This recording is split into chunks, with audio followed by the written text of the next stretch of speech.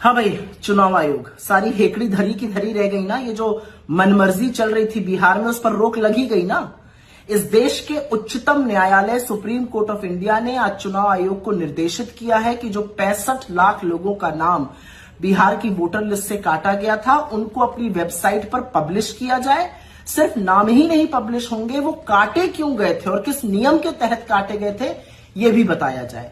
यही नहीं, ये जो सारी लिस्ट, सारी सूची है, ये एक डिजिटल फॉर्मेट में पब्लिश की जाएगी, जिससे कि उसकी पब्लिक जांच हो सके। तो यही तो मांग रहे थे नेता प्रतिपक्ष राहुल गांधी, बार बार यही तो कह रहे थे कि साफ सुथरी वोटर लिस्ट के लिए डिजिटल फॉर्मेट जरूरी है, जिसका पब्लिक ऑडिट हो सके।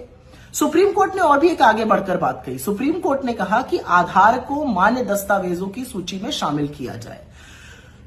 ये जो चुनाव आयोग है, ये बड़े दम्भ और अहंकार में भरकर इसी सुप्रीम कोर्ट के सामने कह चुका है और कह रहा था लगातार कि ना तो हम नाम सार्वजनिक करेंगे और ना ये बताएंगे कि किस नियम के तहत वो नाम काटे गए। तो ये मेरी मर्जी लोकतंत्र में नहीं चलती है चुनाव आयोग जी। आपको नाम भी बताने पड़ेंगे, किस नियम के तहत कटे वो भी बताने पड़ेंगे, क्योंकि कितने ही मृत लोगों को आपने जीवित कर दिया है और जीवित लोगों को आपने मार दिया है।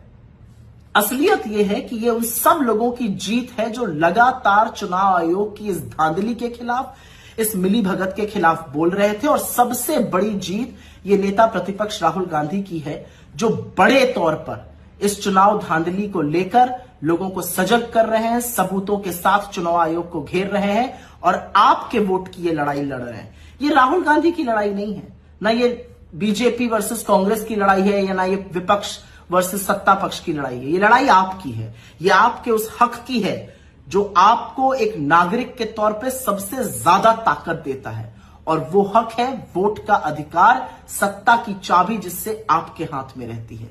उसके साथ धांधली की जा रही है, उसके साथ खिलवाड़ किया जा रहा है। इसलिए आज का सुप्रीम कोर्ट का यह निर्देश अत्यंत जरूरी हो जाता है कि जो 65 लाख लोग मनमर्जी से काट दिए गए थे, नाम तो आपको बताने पड़ेंगे और नियम भी दिखाने पड़ेंगे।